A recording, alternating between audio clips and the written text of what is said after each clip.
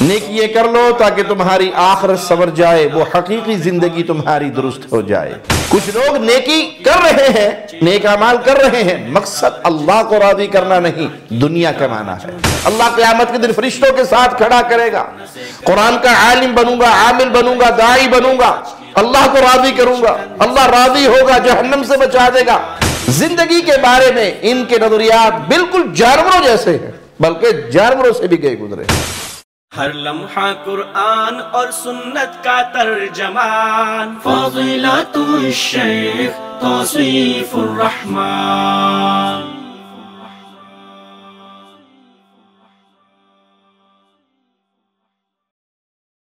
السلام علیکم ورحمۃ اللہ وبرکاتہ۔ ان الحمد للہ نحمده ونستعینه ونستغفره ونعوذ باللہ من شرور انفسنا ومن سیئات اعمالنا من يهده الله فلا مضل له ومن يضلل فلا هادي له اشهد ان لا اله الا الله وحده لا شريك له واشهد ان محمدا عبده ورسوله۔ انسانی زندگی کے بارے میں لوگ دو طرح کی سوچوں کا شکار ہیں۔ ایک نظریہ تو مادی نقطہ نظر سے ہے، جس کا مفہوم یہ ہے کہ انسان کی سوچ بچار اس کی دنیاوی لذتوں تک محدود ہو کر رہ گئی ہے۔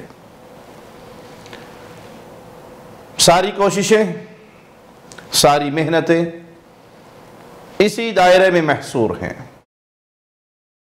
اس زندگی کے بعد کا جو انجام ہے وہ اس سے غافل ہو چکا ہے، نہ اس کے بارے میں سوچتا ہے، نہ اس کے لیے کام کرتا ہے، نہ اس پر توجہ دیتا ہے۔ اور بعض ایسے بھی ہیں جو یہ بھی نہیں جانتے کہ ہمیں یہ دنیا کی زندگی تو آخرت کی کھیتی کے طور پہ ملی ہے۔ آج دار العمل ہے اور کل دار الجزا ہے۔ آج جو بو رہے ہو کل وہ کاٹ لو گے۔ اس زندگی میں کوئی نیک اعمال کر لیے تو آپ کی آخرت، آپ کی حقیقی زندگی وہ سنور جائے گی، اس میں کامیاب ہو جاؤ گے۔ اور اگر آپ نے اس دنیا کو برباد کیا تو آپ دنیا برباد نہیں کر رہے، حقیقت میں آخرت کی تیاری کا جو موقع ملا تھا اس کو ضائع کر رہے ہیں۔ آپ اپنی آخرت خراب کر رہے ہیں، اور یہ اصل خرابی ہے، یہ اصل خسارہ ہے۔ خسر الدنیا والآخرہ ذالک هو الخسران المبین۔ انہوں نے دونوں جہانوں کا نقصان اٹھا لیا، اور واقعی یہ کھلا ہوا نقصان ہے۔ جس نے صرف اس دنیا کی لذتوں تک اپنی زندگی کو محدود کر لیا، سادہ الفاظ میں یوں کہہ لیجئے، کھانا پینا، بچے پیدا کرنا، سو جانا، ضرورات زندگی اٹھا کر گھر لے آنا، یہی زندگی رہ گئی۔ اس کے علاوہ زندگی میں اور کوئی مقصد نہیں، دنیا میں آنے کا کوئی مقصد نہیں، تو پھر یہ جہاں بھی برباد کر بیٹھے اور اگلا جہاں بھی برباد کر بیٹھے۔ اللہ تعالیٰ نے اس دنیا کو یوں ہی پیدا نہیں کیا، بلکہ ایک عظیم حکمت کے تحت اس کو پیدا فرمایا، اور وہ حکمت مولا نے بیان کی، الذی خلق الموت والحیات لیبلوکم ایکم احسن عملا۔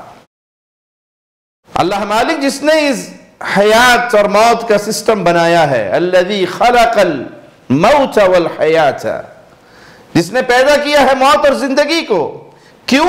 لیبلوکم، تاکہ وہ تمہیں پرکھ لے، تمہیں دیکھ لے، آزما لے، ایکم احسن عملا، تم میں اچھے کام کون کرتا ہے۔ مالک کا فرمان سنیے، اِنَّا جَعَلْنَا مَا عَلَى الْأَرْضِ زِينَةً لَهَا لِنَبْلُوَهُمْ أَيُّهُمْ أَحْسَنُ عَمَلًا۔ روئے زمین پہ جو کچھ ہے ہم نے اسے اس زمین کی رونق کا باعث بنایا ہے، تاکہ ہم انہیں آزما لیں کہ ان میں سے نیک اعمال کرنے والا کون ہے۔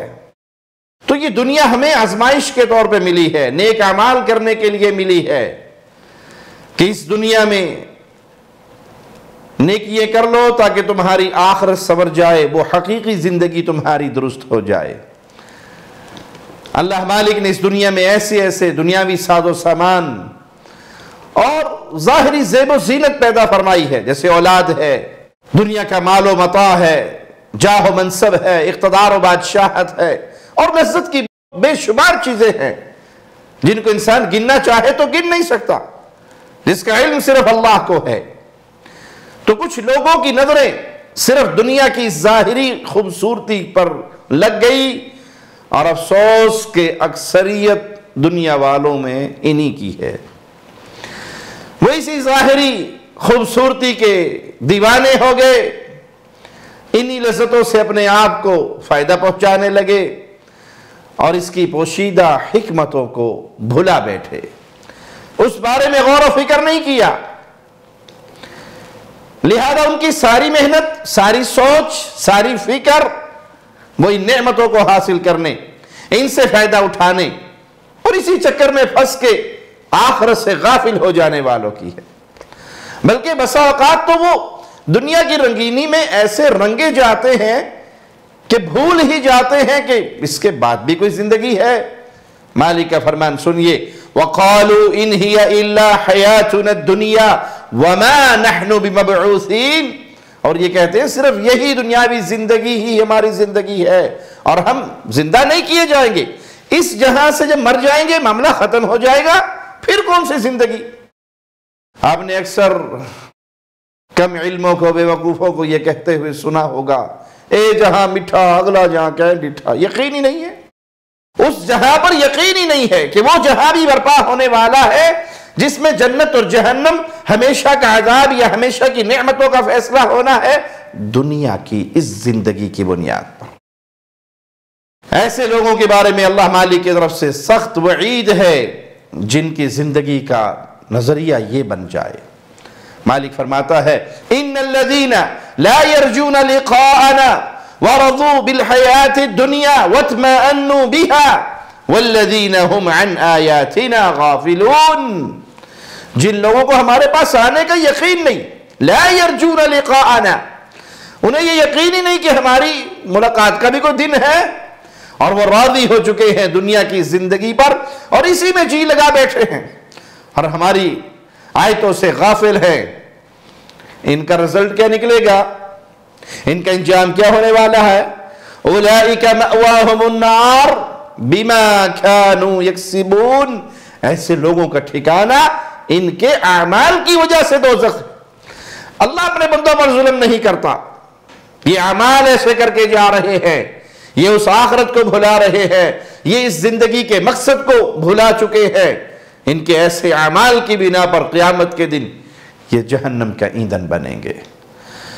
مالک کا فرمان اپنے دل و دماغ میں ہمیشہ تازہ رکھا کرے، من كان يريد الحياة الدنيا وزينتها نوفي إليهم أعمالهم فيها وهم فيها لا يبخسون، جو شخص دنیا کی زندگی اور اس کی زینت پر فرفتہ ہوا چاہتا ہے، ہم ایسوں کو ان کے کل اعمال کا بدلہ یہی بھرپور پہنچا دیتے ہیں اور یہاں انہیں کوئی کمی نہیں کی جاتی۔ اولئک الذین لیس لہم فی الآخرۃ الا النار وحبط ما صنعوا فیہا وباطل ما كانوا یعملون، ہاں یہی وہ لوگ ہیں جن کے لیے آخرت میں سوائے آگ کے اور کچھ نہیں، لیس لہم فی الآخرۃ الا النار، آخرت میں ان کے لیے سوائے نار کے، سوائے آگ کے، سوائے عذاب کے کچھ نہیں، اور جو کچھ انہوں نے یہاں کیا ہوگا وہ سب ضائع ہے، اور جو کچھ ان کے اعمال تھے وہ سب برباد ہونے والے ہیں۔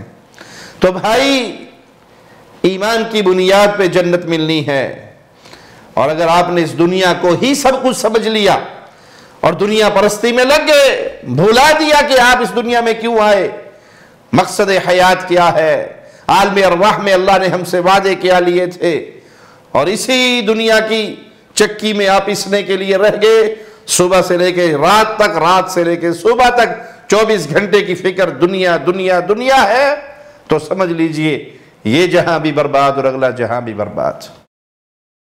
یہ شدید وعید ان تمام لوگوں کے لیے ہے جو اس نظریے کے حامل ہیں، چاہے ان لوگوں میں سے جو صرف حصول دنیا کے لیے اخروی اعمال کرتے ہوں۔ کچھ لوگ نیکی کر رہے ہیں، نیک اعمال کر رہے ہیں، مقصد اللہ کو راضی کرنا نہیں، دنیا کمانا ہے۔ اللہم لا تجعلنا منہم ولا معاہم ولا فیہم، جیسے منافقین اور ریاکار، یہ ریاکاری کرتا ہے، نیکی کرتا ہے اللہ کو راضی کرنے کے لیے، دنیا والوں کو دکھا کر ان سے مال لوٹنے کے لیے۔ کوئی قرآن کا قاری بنتا ہے، بڑی محنت کرتا ہے، اس لیے جتنا اچھا قاری ہوگا اتنے زیادہ پیسے ملیں گے، جتنی آواز پیاری ہوگی اتنا زیادہ مال ملے گا، اتنی اچھی نوکری ملے گی۔ یہ نہیں کہ جتنا پیارا قاری بنوں گا اتنا اللہ کا کلام محبت سے پڑھوں گا، اللہ راضی ہوگا، اللہ خوش ہوگا، اللہ آخرت عطا فرمائے گا، اللہ قیامت کے دن فرشتوں کے ساتھ کھڑا کرے گا، قرآن کا عالم بنوں گا، عامل بنوں گا، داعی بنوں گا، اللہ کو راضی کروں گا، اللہ راضی ہوگا، جہنم سے بچا دے گا۔ دین کو سیکھنے کا مقصد آخرت کمانا نہیں، جیسے آپ نے اکثر لوگوں کی زبان سے سنا ہوگا اور پریکٹیکل یہ معاملہ دیکھا بھی ہوگا۔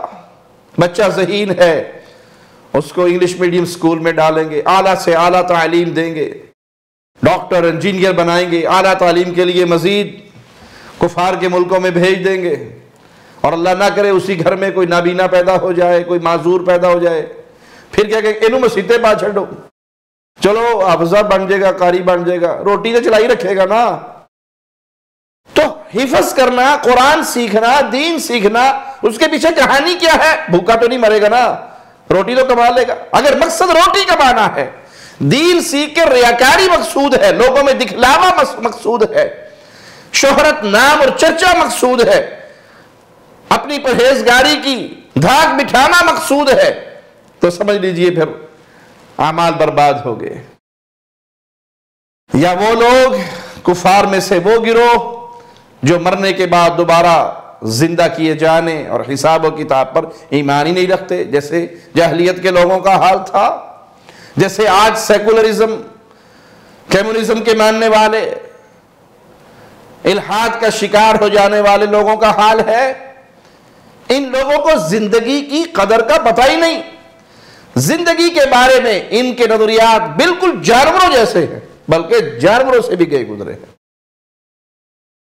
یہ چوپایوں سے بدتر ہیں، اس لیے کہ انہوں نے اپنی عقل کو منسوخ کر دیا اور اپنی پوری قوت و توانائی ایسی چیزوں میں لگا دی جو نہ ان کے لیے باقی رہنے والی ہے اور نہ وہ ان کے لیے باقی رہنے والے ہیں، اور اپنا سارا وقت اسی میں ضائع کر دیا، اور اپنے اس انجام کو بھول بیٹھے جو ان کے انتظار کر رہا ہے، جس کا سامنا انہوں نے ہر حال میں کرنا ہے۔ چوپایوں میں تو عقل نہیں، چوپایوں کا تو کوئی انجام کار نہیں جس کا وہ انتظار کر رہے ہوں، نہ ہی ان کے پاس شعور کی دولت ہے جس سے وہ غور و فکر کرے، بلکہ انسان ایسی مخلوق ہے جو عقل و شعور کا مالک ہے، جس کو پتہ ہے ایک دن آنے والا ہے، اٹھایا جانا ہے، جس کے بارے میں مالک فرماتا ہے ام تحسب ان اکثرهم يسمعون او يعقلون انهم الا كالانعام بل هم اضل سبیلا، کہ آپ اسی خیال میں ہیں کہ ان میں سے اکثر سنتے یا سمجھتے ہیں وہ تو نیرے چوپائے ہیں، جانوروں جیسے ہیں، بلکہ ان سے زیادہ بھٹکے ہوئے ہیں۔ آپ جانوروں میں دیکھ لیں، کتے کی مثال لے لیں، کتے کو 2 ٹائم کا کھانا آپ ڈالتے ہیں، آپ کے دروازے پہ پڑا رہتا ہے، آپ بلاتے ہیں وہ دوڑتا ہوا آتا ہے، آپ کے پاؤں چومتا ہے، آپ کے سامنے دم ہلاتا ہے، زمین پہ لوٹ پوٹ ہوتا ہے۔ جب آپ بلائے تو پھر وہ کسی اور کی طرف نہیں دیکھتا، وہ آپ ہی کی طرف دیکھتا ہوا دوڑتا ہوا آتا ہے۔ کیوں؟ 2 ٹائم کی روٹی دیتے آپ ان کے، آپ نے پیدا نہیں کیا اس کو، لا کے گھر دروازے پر باندھ دیا، اس کے کھانے پینے کا انتظام کر دیا۔ انسان کیسے جانور سے گیا گزرا ہے کہ اللہ نے اس کو پیدا کیا، اللہ نے اس کو عزت دی، رزق دیا، زندگی دی، صحت دی، جوانی دی، دنیا کی ساری نعمتیں دی، اور رب کی طرف سے آواز دینے والا آواز دیتا ہے الصلاۃ خیر من النوم، یہ فجر پہ سو رہا ہے، 8 بجے ڈیوٹی کے لیے اٹھے گا، رزق کی تلاش کے لیے اٹھے گا، لیکن 4:30 5 بجے رازق کی ملاقات کے لیے نہیں اٹھے گا، رب کے شکر کے 2 سجدے کرنے کے لیے نہیں اٹھے گا۔ تو وہ کتا بہتر نہیں؟ جو اپنی روٹی ڈالنے والے کے ہر حکم پر اپنی گردن جھکا دیتا ہے، اس انسان سے جو اپنے رب کے طرف سے آئے ہوئے آوازے کو ٹھکرا دیتا ہے، الصلاۃ خیر من النوم، اور یہ کروٹ بدل کے سو جاتا ہے، کیونکہ رات 2 بجے سویا ہے، فجر کہاں نصیب ہوگی؟ اول تو پڑھے گا نہیں، پڑھے گا تو 10 بجے اٹھ کے پڑھ لے گا، ڈیوٹی ٹائم پہ جا کے پڑھ لے گا۔ یہ مومن کی نشانی نہیں ہے۔ اور جو زندگی کو یوں بھلا دے، اس کی زندگی سے دین نکل ہی جائے، اسلام نکل ہی جائے، نہ وہ نماز کو جانتا ہے، نہ وہ اسلام کو جانتا ہے، نہ وہ آخرت کو جانتا ہے، بس صبح شام اس دنیا کے پیچھے دوڑ ہے، تو مالک نے انہیں بے علم قرار دیا ہے۔ مولا کا فرمان سنیے، وَلَكِنَّ أَكْثَرَ النَّاسِ لَا يَعْلَمُونَ، لیکن اکثر لوگ نہیں جانتے، يَعْلَمُونَ ظَاهِرًا مِنَ الْحَيَاةِ الدُّنْيَا وَهُمْ عَنِ الْآخِرَةِ هُمْ غَافِلُونَ، یہ دنیا کی ظاہری حالت کو ہی جانتے ہیں اور آخرت سے بالکل بے خبر ہیں، دنیاوی زندگی کے ظاہر کو جانتے ہیں اور بھول چکے ہیں کس کو؟ جو مقصد حیات تھا، آخرت، لوٹنا ہے رب کی طرف۔ یہ آخرت کو بھلا دینے والے، ظاہری دنیا کے پیچھے دوڑنے والے، اگرچہ یہ مختلف ایجادات کریں، مختلف چیزیں بنائیں، صنعت کے ماہر ہوں، تجربہ کار ہوں، لیکن حقیقت میں وہ جاہل ہیں، وہ اس بات کے مستحق نہیں کہ انہیں عالم کہا جائے۔ کیوں؟ ان کا علم دنیا کی اس ضروریات کو پورا کرنے کے لیے ہے، اپنے پیٹ کی جہنم کو بھرنے کے لیے ہے، اور یہ ناقص علم ہے جس کے حامل کو کبھی عالم نہیں کہا جا سکتا۔ عالم تو بڑا باعزت لفظ ہے۔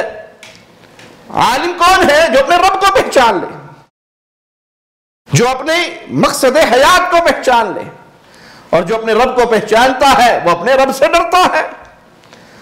مولا کا فرمان سنیے، انما یخشی اللہ من عبادہ العلماء، اللہ سے اللہ کے وہی بندے ڈرتے ہیں جو علم رکھتے ہیں، اور یہ علم نام ہے کتاب و سنت کا، قرآن اور حدیث کا، اللہ کی معرفت کا، اللہ کی پہچان کا، زندگی کے مقصد کو پہچاننے کا۔ وگرنہ دنیا کا مال تو اللہ نے قارون کو دیا۔ قارون کے خزانے اس کے قصے میں ذکر ہوئے، اور وہ بھی دنیاوی زندگی کے سلسلے میں مادی نقطہ نظر کی ایک مثال ہے۔ قرآن حکیم کے اس انداز پہ غور کیجئے، فَخَرَجَ عَلَىٰ قَوْمِهِ فِي زِينَتِهِ قَالَ الَّذِينَ يُرِيدُونَ الْحَيَاةَ الدُّنْيَا يَا لَيْتَ لَنَا مِثْلَ مَا أُوتِيَ قَارُونَ إِنَّهُ لَذُو حَظٍّ عَظِيمٍ۔ پس قارون پوری آرائش کے ساتھ اپنی قوم کے مجمع میں نکلا تو دنیاوی زندگی کے متوالے انہوں نے کیا کہا؟ یا لیت لنا مثل ما اوتی قارون، کاش ہمیں بھی وہ کچھ مل جاتا جو قارون کو مل گیا۔ انہو لذو حظ عظیم، یہ بڑی قسمت والا ہے، اس کی قسمت، اس کو کیا کچھ مل گیا؟ نصیبوں والے کو ملتا ہے، جن کی نظر صرف اس دنیا پر، ان کے لیے مثال قارون کی ہے۔ مادہ پرست لوگوں کے لیے مثال قارون اور اس کے خزانوں کی ہے۔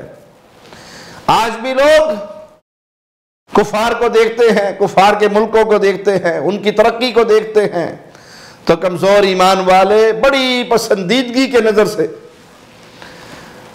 رالیں ٹپکتی ہیں کفار کے ملکوں کو دیکھ کر، لیکن ان کے کفر اور الحاد کو اس پہ نظر نہیں دوڑاتے، ان کے اس برے انجام کو نہیں دیکھتے جس کا وہ انتظار کر رہے ہیں، مرنے کے بعد ان کے ساتھ کیا سلوک ہوگا، اس کو نہیں دیکھتے۔ وہ جس جہنم میں ہے اس کو نہیں دیکھتے۔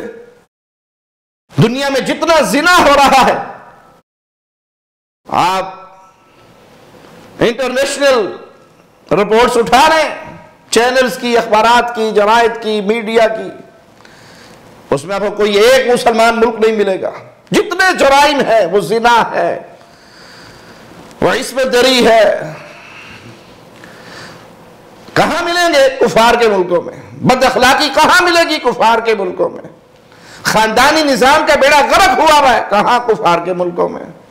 یہ سارا کچھ دیکھنے کے باوجود بھی اپنے آپ کو سب سے کامیاب کمزور ایمان والوں میں سے کون تصور کرتا ہے جس کا یورپ کا ویزا لگ گیا بس وہاں جا کے سیٹ ہو گیا؟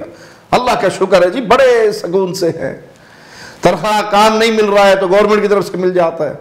ارے بھائی آپ کو نمازیں نصیب نہیں، آپ کی بیوی بچے آپ کے کنٹرول میں نہیں، وہ بالغ ہونے کے بعد جانوروں کی طرح جنگل کے قانون کی طرح آزاد ہو چکے ہیں۔ آپ کی بیٹی زنا کرتی پھرے، بیٹے زنا کرتے پھرے، شراب پیتے پھرے، بے حیائی کرتے پھرے، جو مرضی کریں، ان کی اپنی لائف ہے، آپ ان کی لائف میں دخل اندازی نہیں کر سکتے۔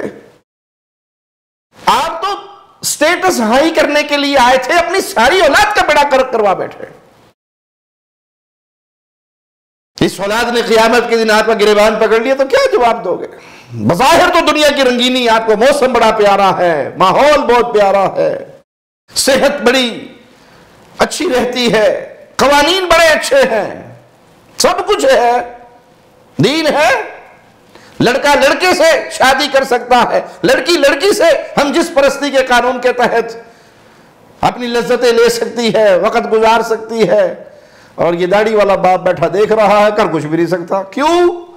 رالے ٹپکتی تھی جب مسلمان ملکوں میں رہتے تھے کہ ہم تو مر گئے، برے حال میں ہیں، اصل ترقی وہاں ہو رہی۔ اس کفر کو نہیں دیکھتے، اس الحاد کو نہیں دیکھتے، اس بے دینی کو نہیں دیکھتے، اولادوں کے برباد ہونے کو نہیں دیکھتے جو وہاں پر ہو رہی ہے۔ بھائی کسی مسلمان ملک میں ہو، امن اور سکون ہے، آپ کے بچے آپ کے کنٹرول میں ہیں، زنا شراب بے حیائی گناہوں سے بچے ہوئے ہیں، غربت کی زندگی بھی ہے، تو اللہ کا شکر ادا کرو۔ قبر پتہ نہیں کب آپ کا استقبال کرنے کے لیے تیار کھڑی ہو، موت کب آ کے آپ کو اچک لے۔ تو ان ظاہری زندگی کے افسانوں کو دیکھ کر، رنگینیوں کو دیکھ کر اپنے ایمان کو مزید کمزور نہ کریں۔ ہاں خود تیاری کریں، خود ترقی کریں، کس نے منع کیا ہے؟ جس طرح وہ ترقی کی منازل چڑھ رہے ہیں آپ بھی چڑھیں۔ اسلام نے تو آپ کو پہلے حکم دیا وَأَعِدُّوا لَهُم مَّا اسْتَطَعْتُم مِّن قُوَّةٍ، ان کے مقابلے کی بھرپور تیاری کرو۔ مسلمانوں کو بہترین انجینئر، بہترین ڈاکٹر، بہترین تاجر ہر لحاظ میں اور ہر فیلڈ میں ترقی کرنی چاہیے، کرو، لیکن شکر کرو کہ اللہ نے آپ کو اسلام کی دولت دی ہے، شکر کرو اللہ نے آپ کو ایمان کی دولت دی ہے، اور اس سے بڑی کوئی دولت نہیں ہے۔ اور زندگی کا صحیح ترین نظریہ کیا ہے کہ یہ مال، یہ دولت، یہ جاہ و اقتدار، یہ مادی قوتیں، یہ طاقتیں، اگر انسان اس کے ذریعے اور ان کو وسیلہ کے طور پہ استعمال کر کے اپنی آخرت کما لے، مقصد حیات کو پہچان لے، تو یہ کامیاب ہے۔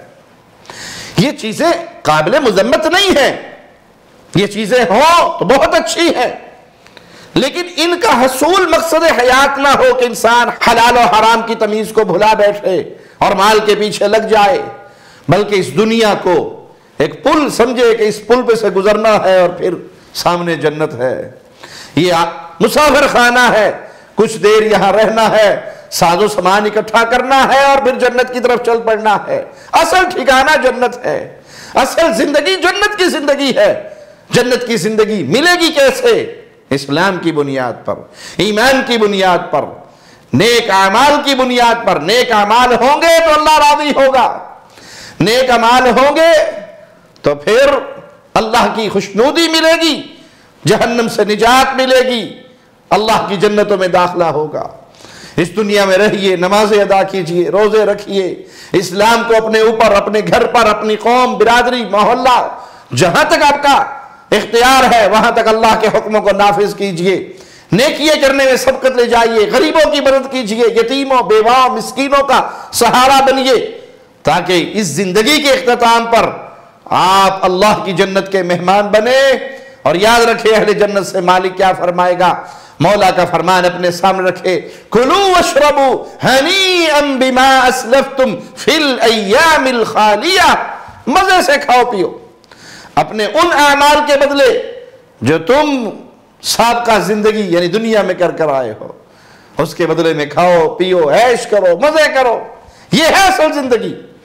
یہ 60 70 80 سالہ زندگی کھیتی باڑی ہے، آج جو بونا ہے بولو، جو کاٹو گے وہ قیامت کے دن آپ کے سامنے نتیجہ آ جائے گا۔ ایک جنتی گروہ بنے گا اور ایک جہنمی۔ اللہ سے دعا ہے اللہ ہمیں اہل جنت میں شامل فرمائے، اور اپنی رحمت سے، اپنے فضل سے، اپنے کرم سے ہمیں اہل نار میں شامل نہ فرمائے، ان سے محفوظ فرمائے، بغیر حساب کے، بغیر کتاب کے، بغیر عقاب کے اپنی رحمت و فضل سے جنت الفردوس میں پیارے نبی صلی اللہ علیہ وسلم کا پڑوس عطا فرمائے۔ اقول قولی ھذا واستغفر اللہ لی ولکم ولسائر المسلمین۔ ہر لمحہ قرآن اور سنت کا ترجمان، فضیلت الشیخ توصیف الرحمان۔